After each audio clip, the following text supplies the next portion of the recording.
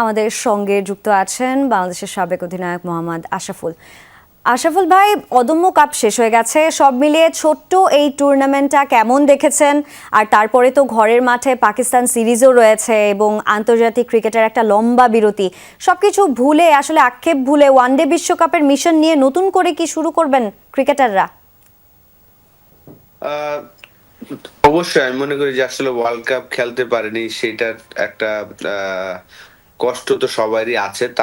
কারণ তার মধ্যে আমি বলবো যে গভর্নমেন্ট এবং ক্রিকেট বোর্ড একটা ছোটখাটো অল্প সময়ে তিনটা টিম নিয়ে আমরা যে টুর্নামেন্টটা খেললাম, আমি বলবো যে খুবই হাই ইন্টেন্স খেলা ছিল।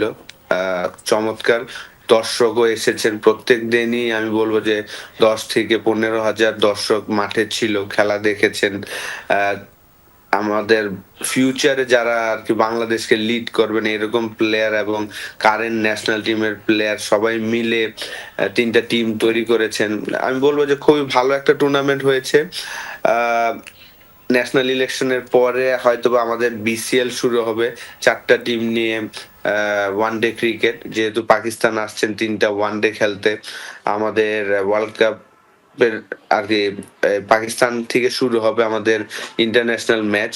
পাকিস্তানের পরে আবার নিউজিল্যান্ড আসবেন।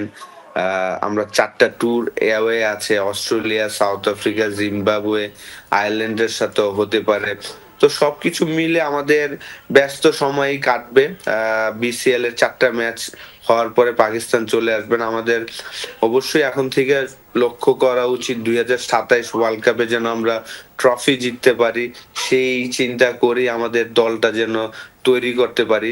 প্লেয়াররা যেন একদমই তাই আশরাফুল ভাই, নতুন উদ্যমে আসলে বাংলাদেশ ক্রিকেটাররা নতুন করে নিজেদের যাত্রাটা শুরু করবে এই প্রত্যাশাই থাকছে। আর অনেক ধন্যবাদ আমাদের সঙ্গে যুক্ত হওয়ার জন্য।